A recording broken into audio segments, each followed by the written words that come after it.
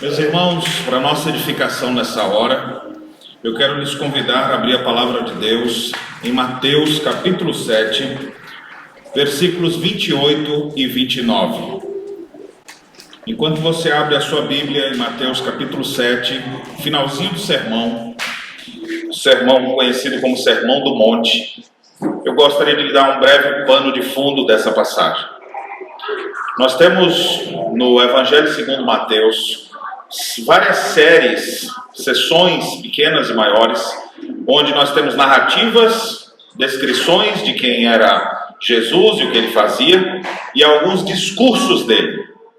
Esse é o primeiro discurso registrado por Mateus, talvez o sermão mais conhecido dele, o Sermão do Monte. Claro que ele teve outros. Ele pregou também por meio de parábolas. Nós temos o seu sermão escatológico, que também chama a atenção de muitas pessoas. Então, todos os seus discursos estão lembrados. Mas o Sermão do Monte, inclusive, foi utilizado já como base para muitas mensagens. Há muito material escrito, livros foram produzidos em cima do Sermão da Montanha. Se pudéssemos dar um título para o Sermão da Montanha, seria exatamente falando sobre o caráter dos filhos do reino. Porque ele fala sobre o caráter cristão. E não é um sermão apenas assim, você está na montanha pregando para um monte de gente, ou qualquer pessoa indistintamente. Se você observar logo no início do Sermão da Montanha, no capítulo 5, verso 1, você vê a quem esse sermão foi endereçado. Diz o texto que Jesus viu as multidões, subiu ao monte, e como se assentasse, aproximaram-se os seus discípulos, e ele passou a ensiná-los, dizendo.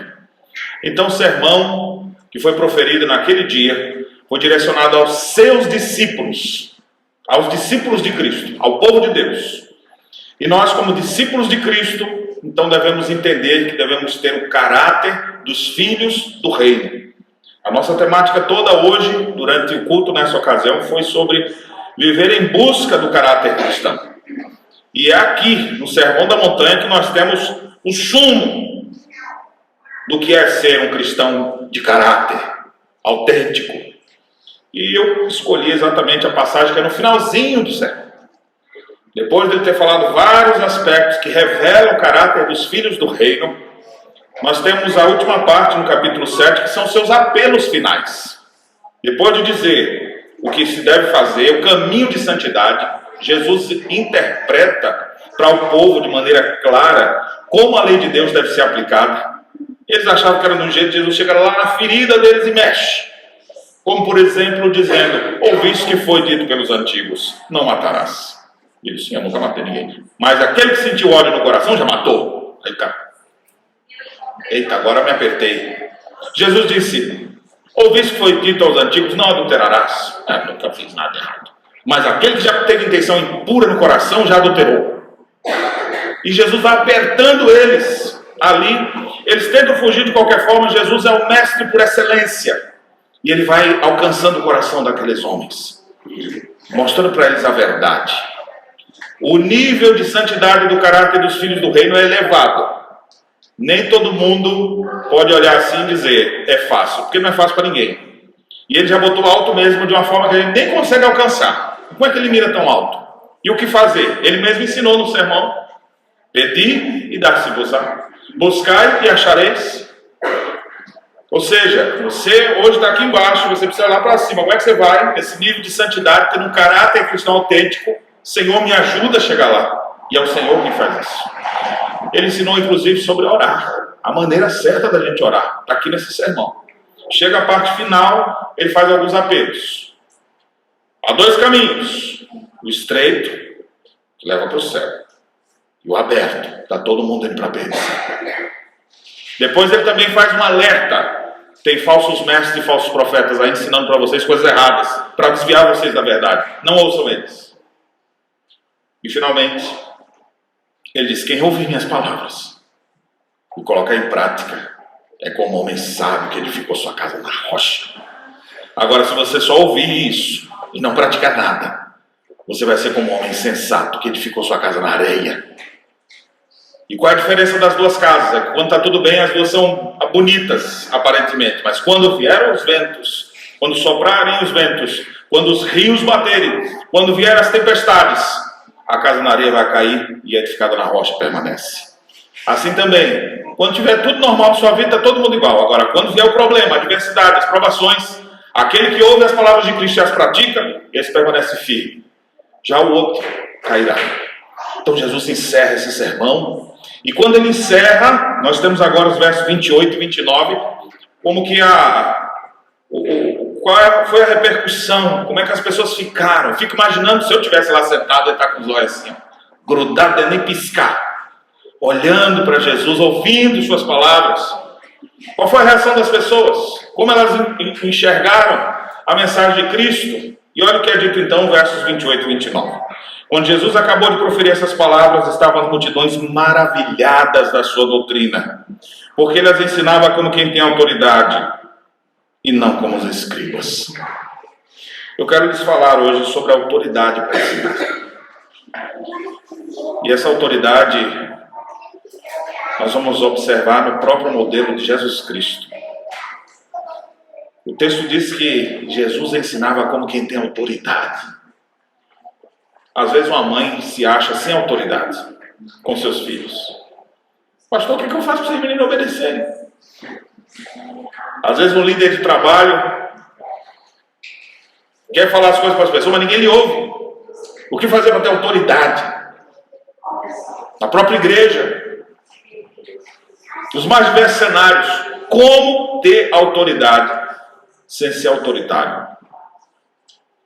Como exercer nosso trabalho com autoridade, fazendo com que as pessoas realmente acolham essa palavra, entendam, porque o resultado do que nós vemos aqui foi maravilhoso. Quando Jesus acabou de proferir essas palavras, não diz assim, não tinha mais quase ninguém para ouvir ele. Não foi essa a conclusão. Quando Jesus terminou o seu sermão, o que aconteceu? As multidões estavam maravilhadas da sua doutrina. Há outros textos que dizem assim, que as multidões ficavam possuídas por ele, como que ninguém conseguia desconectar dele, ficava ali prestando atenção, igual Maria, que é dada aos pés de Jesus, Marta correndo de um lado para o outro, a outra Marta, correndo de um lado para o outro, e a Maria ali que é dada, eu quero só aprender dele, nem piscava.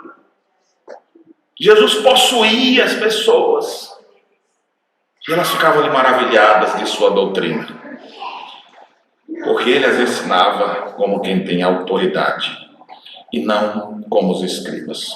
De onde vinha a autoridade de Jesus? É importante responder essa pergunta, porque isso vai nos ajudar para a gente agir com autoridade também. Em casa, o que é que eu faço, pastor, para minha mulher? Eu tenho autoridade em casa. Isso é um pouco mais difícil, eu sei, mas tem como. Como a gente tem autoridade sobre os filhos? Como exercer autoridade no meu trabalho? Como ter autoridade no trabalho da igreja? Há pouco nós vimos as crianças saindo aqui, eu me lembro de um irmão, às vezes as professoras do departamento infantil ali, meu Deus, esses meninos são terríveis, esses meninos parecem que tomaram Coca-Cola demais antes de vir, não sei o que foi, tomaram Red Bull, não sei, mas estão muito... E uma vez eu vejo as crianças vindo como se fosse uma galinha na frente com os pintinhos atrás. E era um professor que ia à frente. As crianças não falavam nada, ninguém estava amarrado, mas eles iam um atrás do outro. Eu falei, que domínio sobre as crianças. As mais traquinas estavam lá com ele. Ele tinha autoridade sobre elas. Pastor, me dá esse caminho aí que eu tenho que botar meus meninos desse jeito. De onde vinha a autoridade de Jesus? Como ele agia para que as multidões ficassem assim maravilhadas? Nós podemos responder isso tanto nesse texto como no conteúdo de todo o sermão da montanha e da própria vida de nosso Senhor Jesus Cristo. Primeiramente, a autoridade de Jesus vinha do conteúdo de suas palavras. Suas palavras eram verdade e vida. Ele não tinha compromisso com a mentira. Você quer ter autoridade?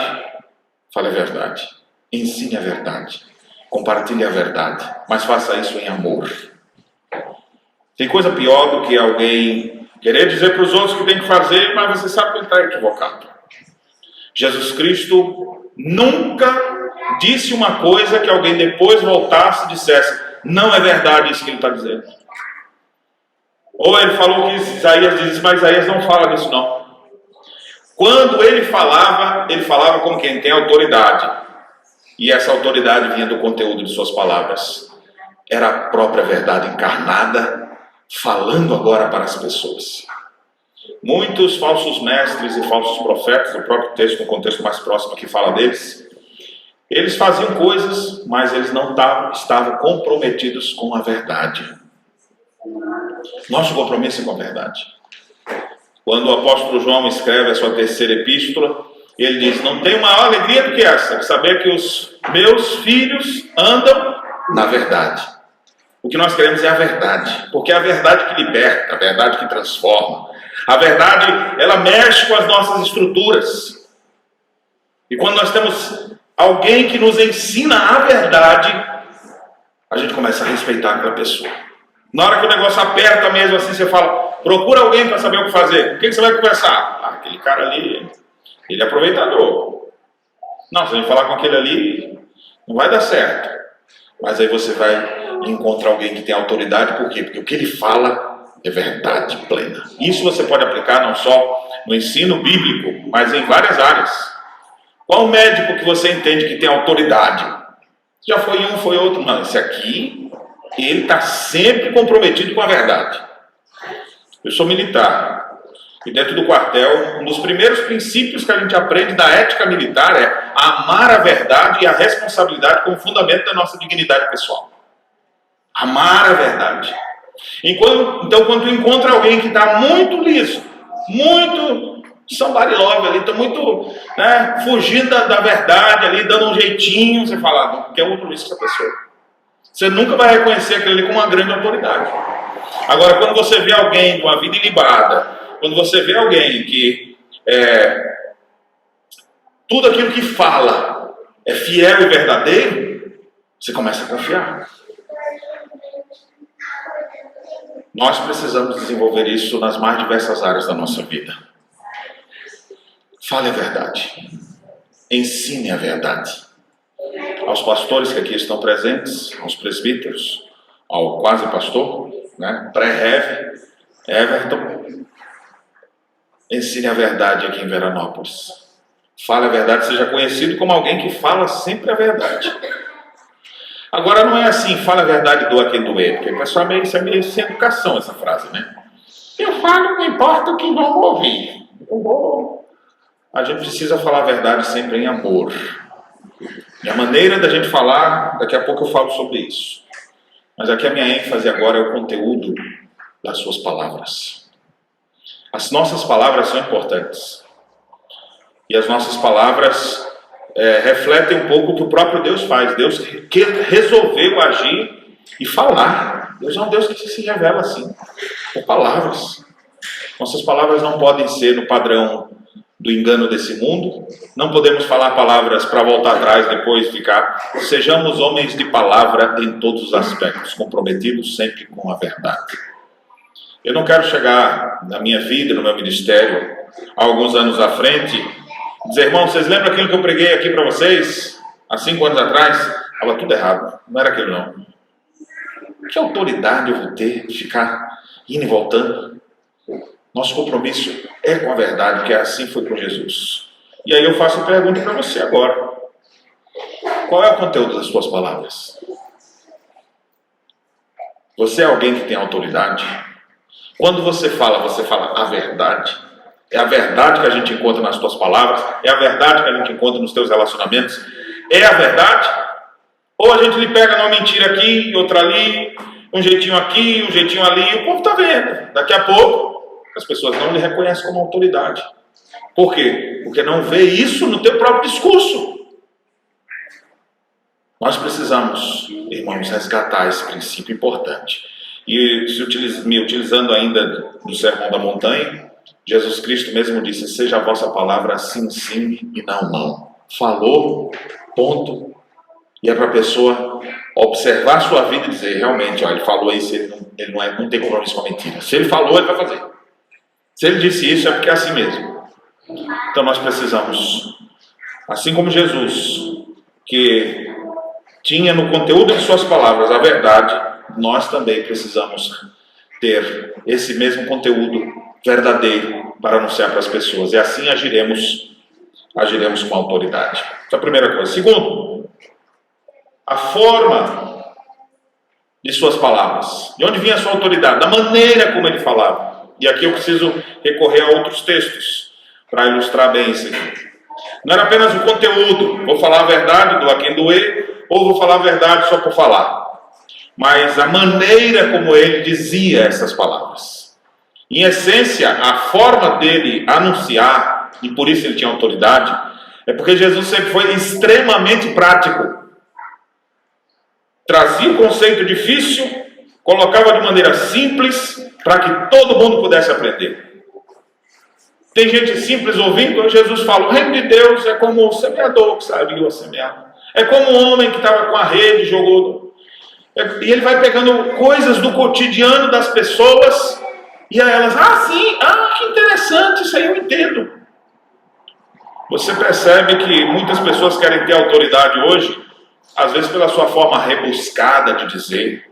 Uma vez eu ouvi de uma pessoa assim, olha, teve um pastor que veio pregar aqui na nossa igreja semana passada, que homem que fala bonito, viu? Uma fala difícil. Eu achei, olha, fantástico, não entendi nada, mas olha, falou bonito. Falei, de que adiantou?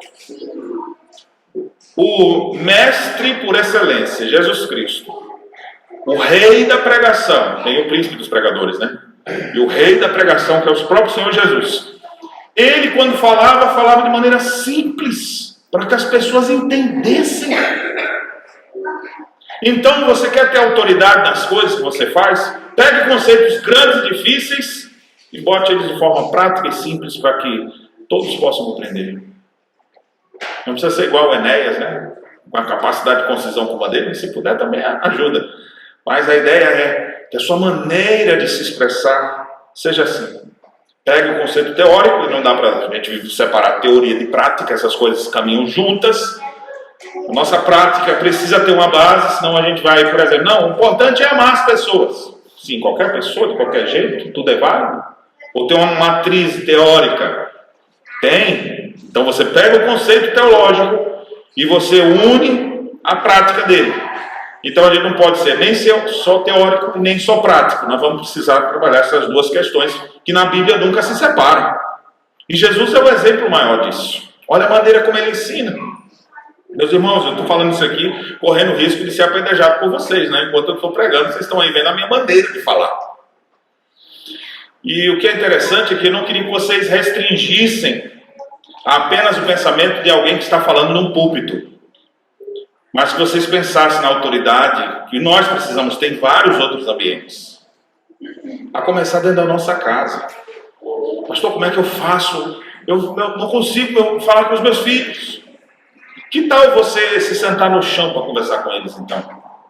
Que tal você assistir um desenho com eles? Que tal você usar a linguagem deles ali para tentar se aproximar mais? Eu me lembro de uma vez, quando não tinha ninguém para trabalhar com adolescente na igreja, e eu que tinha que trabalhar com os adolescentes, olha só. E aí eu falei, vamos assistir os desenhos esses dias. Minha filha estava lembrando, pai, aquele dia que o senhor fez aquele tudo foi muito bom. Eu falei, o elogio de filho é mais precioso ainda. E eu tive que ficar assistindo um filme, os guris aqui talvez conheçam, Warcraft. E aí fiquei assistindo aquele negócio cheio de bicho, cheio de monstro e tal, fazer uma análise telreferente daquilo ali, depois sentar com os meninos com algumas imagens, projetar para eles ali, para me comunicar com eles. Para tentar atingir aquelas pessoas. E nós precisamos disso, porque nós somos os crentes da palavra. Se alguém quiser conhecer o Senhor Jesus, eles vão procurar em quem? Nos crentes do Senhor Jesus. E como é que você vai transmitir isso para eles? Transmita isso de maneira simples, de maneira prática. O Rei do Universo deixou sua glória e de forma simples propôs verdades que enchiam o coração das pessoas, fazia arder o coração das pessoas, que levava elas a decisões importantíssimas em suas vidas. A maneira como ele falava, extremamente prático. Às vezes usando de parábolas, às vezes de lições do cotidiano, sem arrudeios também, e sabendo com quem lidava. Cada situação de uma maneira diferente. Uma mulher foi apanhada em adultério, outra veio, a vida toda arrebentada. Essas pessoas eram trazidas a Jesus, como o caso da mulher adulta. Jesus não traz mais sermão para cima dela. Agora tu vai aprender a pergunta do catecismo de Westminster. Quer dizer, isso tu já sabe. Eu quero agora de Wittenberg também, de Heidelberg. Eu quero que você responda para mim aqui agora os 10 mandamentos de cor. E quando chegar no mandamento não adulterará, você repete 15 vezes. De joelhos. Aquela mulher não precisava nada disso. Jesus olha para ela e fala: cadê os teus acusadores? Ninguém te acusou? Também não. Vai em paz. Eu não te condeno. Jesus traz paz para o coração daquela mulher arrebentada. Mas quando chega uma autoridade religiosa, doutor da lei, como Nicodemos, e aí chega diante de Jesus e fala: Senhor, sabemos que tu és mestre, vindo da parte de Deus, porque ninguém pode fazer esses milagres que tu faz se Deus não for com ele. Meio que dizendo assim: tu é o cara, Jesus. Olha, eu tenho certeza que tu é de Deus, porque as coisas que você está fazendo. Você é o mestre da lei falando para Jesus. Jesus olha para ele assim e fala: se tu não se arrepender, tu não entra no reino dos céus. Literalmente. Se não nascer de novo, não entrará no reino dos céus. Para um, mas com descendência. Para outro, já foi forte e direto. Cada pessoa de uma forma diferente. E para judeus que queriam pegar ele em alguma mentira, Jesus também, com muita expertise, sabia como lidar com aquelas situações. Então você percebe que em tudo ele tirava lições, em tudo ele ensinava, a maneira de Jesus ensinar. Meus irmãos, precisamos aprender com o nosso mestre. Às vezes você tem coisas tão preciosas para ensinar, mas não sabe passar. Se você é pai, ou vai ficar pai, ou vai ser pai de novo, não sei se tem mais gente aí em produção, mas se você é um pai e precisa ensinar para os seus filhos, se você é uma mãe que quer ensinar para os seus filhos, se você vê os adolescentes da igreja, eu queria ensinar para eles como que eu faço para ter autoridade por eles. Perceba a maneira como você ensina. Veja a melhor maneira de se comunicar com eles, sem negociar a verdade. Por isso que eu estabeleci como a primeira premissa o conteúdo de nossas palavras, a verdade. Agora pega essa verdade e coloca de uma maneira fácil para eles aprenderem. Assim como o Senhor fez conosco.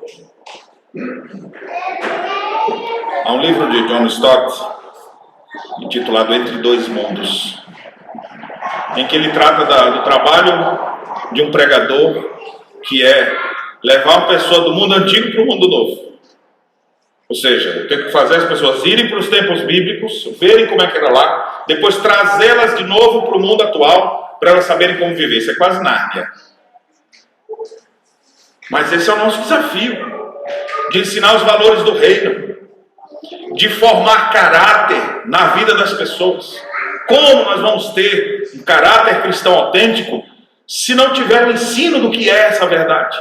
E como eu vou ensinar com autoridade? Primeiro, pelo conteúdo de suas palavras. Segundo, pela maneira. Assim como Jesus se utilizava de vários métodos, maneiras diferentes, mas em tudo ele era prático, ele era facilitador do conhecimento, ele fazia com que as pessoas que se encontrassem com ele, que se encontravam com ele, saíssem de lá sendo impactadas com a verdade que liberta e transforma, com a verdade de Deus. Por último, irmãos, a terceira coisa que a gente percebe é que a autoridade do ensino de Jesus está no reflexo de suas palavras. Não só no conteúdo de suas palavras, não só na forma de suas palavras, mas também no reflexo de suas palavras, que era sem hipocrisia alguma. E essa é a principal ênfase do texto que nós lemos, inclusive. Jesus ensinava como quem tem autoridade e não como os escribas. As palavras de Jesus refletiam o caráter de Jesus. As suas palavras precisam refletir o seu caráter. Não adianta termos palavras bonitas, porque nós não somos políticos. Discursos acalorados, e agora quase puxando a palma das pessoas. Mas aí depois que sai daqui, não pratica nada. Nós precisamos ter um reflexo, claro, minha palavra refletindo com minha vida. Uma vez perguntaram, quanto tempo se gasta para fazer um sermão? E alguns começaram a pensar assim, para fazer uma mensagem, quanto tempo você gasta para fazer uma aula de escola dominical? Para dar um estudo para alguém? E alguns disseram, uma semana. Aí eu disseram, não, pelo menos 8 horas. E alguns membros falaram, olha, talvez umas 5, 4, 3 horas a gente consegue preparar alguma coisa ali para poder ensinar para os outros. M. Baum, ele disse, para se fazer um sermão é necessário 21 anos. Porque é necessário 21 anos para se fazer um homem. Você é a mensagem. Você é o que vai levar a palavra. De que adianta você ter um discurso bonito se esse discurso não refletir a tua vida? Não podemos simplesmente cessar as palavras, como diz o jargão popular, que cessem as palavras e que falem nossas obras. Bonito, né? Mas não é assim. Tem que falar e tem que viver o que fala. Porque a salvação vem pelo falar, a pregação da palavra. Tem que anunciar. Mas como que eu vou anunciar para alguém? Meu irmão, você precisa ficar livre desse mal. Você precisa abandonar esses vícios da sua vida, esses pecados. Aí o cara fala, e você já abandonou os seus? Aí você, estou tentando. Mas tu tem que fazer. Ou seja, é fácil dizer para os outros que tem que fazer. Mas a gente não faz. Como que vai ter autoridade assim? Nós precisamos refletir claramente aquilo que a gente fala no nosso viver depois que cessam as palavras. Como é que um pai vai ter autoridade sobre o seu filho? Quando o filho vê um exemplo do seu pai, ele já sabe. Quer ver que o cara vai provocar meu pai? Se fosse eu, dava um tapa, mas meu pai vai suportar aquilo ali. Ele já sabe o caráter do pai. Quer ver como é minha mãe? O cara vai querer enganar ela, mentir para fazer ela também fazer, mas ela não vai fazer isso. Ela perde aquele negócio, mas ela não vai se vender, quer ver? E os filhos ficam olhando ali, ó, o tempo inteiro imitando e observando. Assim você tem autoridade quando fala. E não simplesmente, cala a boca todo mundo aqui agora. Vamos me ouvir. Vem pra cá, pega o chinelo, bate ali. Pode ter autoridade por um tempo, mas essa autoridade passa. A autoridade como essa de Jesus, que as multidões ficavam maravilhadas pelo que ele ensinava. Isso aqui é um reflexo claro da sua vida totalmente comprometida. Jesus não dizia assim, por favor, sirvam os outros. Ele servia. Ele não dizia assim, vocês precisam se amar. Sem ele amar ninguém. Ele amava. Ele dizia que vocês precisam viver contentes com o que têm. Eu não tenho nem onde reclinar minha cabeça. Ou seja, era claro o que ele ensinava com o que ele vivia. Meus irmãos, a pior tragédia que nós vivemos nos nossos dias hoje é um monte de gente que professa fé em Jesus, mas não vive isso. Eles falam, mas não fazem. E Deus não quer esse tipo de coisa. Tiago, refletindo o próprio Sermão da Montanha, ele diz, mostra-me a tua fé sem obras, e eu com obras te mostrarei minha fé. Que fé é essa que você tem? Só quando fala? Ou quando você age? Então, acho que um grande serviço nosso é a gente dizer que é crente, a gente dizer, inclusive, que é reformado, né? Reformado é outro nível. Aí eu sou primo do Augusto Nicodemo já, quando eu falo assim. Ah, tu é da mesma igreja dele, né? Sim, toma um café. Só que ele na casa dele, eu aqui. E a gente acha que está naquela proximidade, agora teologia é reformado, mas eu começo a conversar com você e ver que você tem ódio no coração, você não administra seus bens, você se compromete, mas falha aos seus compromissos, você dá a palavra, mas volta atrás. Você diz que é para amar todo mundo e não trata bem nem os da sua própria casa. Aí você começa a olhar assim, você fala, eu vou ouvir um cara desse, eu vou ouvir uma mulher dessa. Nunca. A gente precisa refletir aquilo que a gente fala. A autoridade de Jesus vinha disso também, no reflexo de suas ações. Ele não vivia como os hipócritas, como os escribas. Aqui em Mateus capítulo 23, nós temos uma série de ais contra os judeus fariseus. Os fariseus, diferentes de outros, eram aqueles judeus mais comprometidos com a Bíblia. Tinha outros lá, os saduceus, por exemplo, eles tinham umas ideias todas atrapalhadas, que não tinha base na Escritura. Mas os fariseus eram os mais zelosos de Bíblia. Jesus mesmo, naqueles ais, ele chega a dizer: ouçam tudo que eles têm para ensinar. O que um fariseu aparecer para ensinar, sente aos pés dele que você vai aprender, porque esses homens têm de Bíblia. Pode fazer pergunta de Bíblia que eles vão lhe responder. Ouçam tudo que eles têm para vos dizer, mas não os imiteis em suas obras, porque falam, mas não fazem. Atam fardos pesados para botar nos homens, mas nem com o dedinho eles querem carregar. Então são pessoas que, por isso que o nome hipócrita veio para o fariseu, né? O fariseu, que era a designação de um subgrupo dos judeus, se torna hoje sinônimo de hipócrita. Aqui não é um fariseu. Por quê? Porque ele fala, mas não faz. Que tristeza é essa?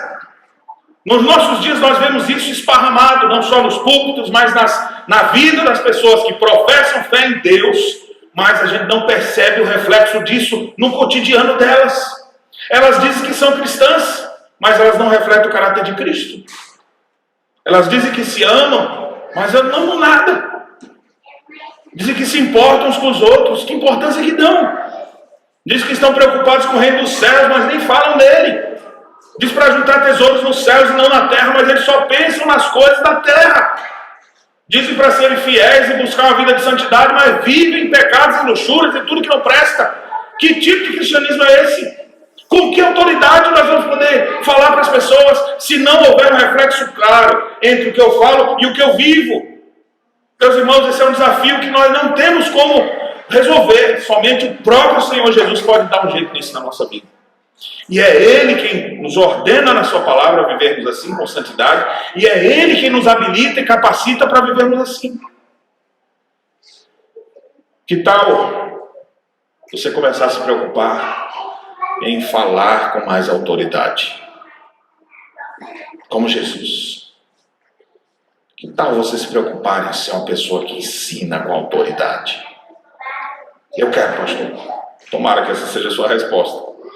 Eu quero, sim. O que eu preciso fazer? Primeiro, preste atenção no conteúdo de suas palavras. Não se comprometa com coisas que não sejam verdade. Segundo, atente para a forma de suas palavras. Seja prático, seja dinâmico. Leia o que as pessoas estão lendo para saber como se comunicar melhor com elas. Se você quer ter autoridade para ensinar, isso precisa ser um reflexo da sua vida. Palavras e vida devidamente encaixados.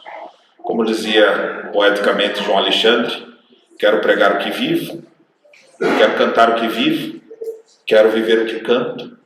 E aí para nós a gente muda aqui, quero pregar o que vivo, quero ter uma união entre o que eu falo e o que eu faço, para não ser um hipócrita como os escribas, porque o povo faz essa separação. Jesus terminou o sermão, as multidões estavam maravilhadas, porque ele ensina como quem tem autoridade, e não como os escribas. Aqueles ali, eles falam tudo direitinho, mas não, Jesus aí eu gostei. Esse aí me mexeu comigo.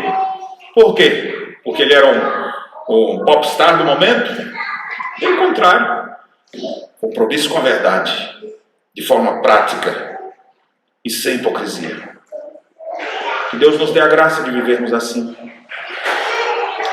Que Deus lhe dê a graça para ter autoridade na sua casa, no ensino de seus filhos. Que Deus lhe dê essa graça para você ter autoridade no seu ambiente de trabalho. Faça as devidas aplicações disso e ajustes para aplicar isso no seu trabalho também. Domine os assuntos e seja alguém que reflete no dia a dia aquilo que você fala. Que as pessoas possam ver em você um verdadeiro e autêntico cristão. Você ensine pelo exemplo e ensine pela palavra. Que na igreja também nós possamos ter essa mesma autoridade. Esse é o nosso desejo sincero, essa é a vontade de Deus para as nossas vidas. Que Deus em Cristo nos abençoe. Amém.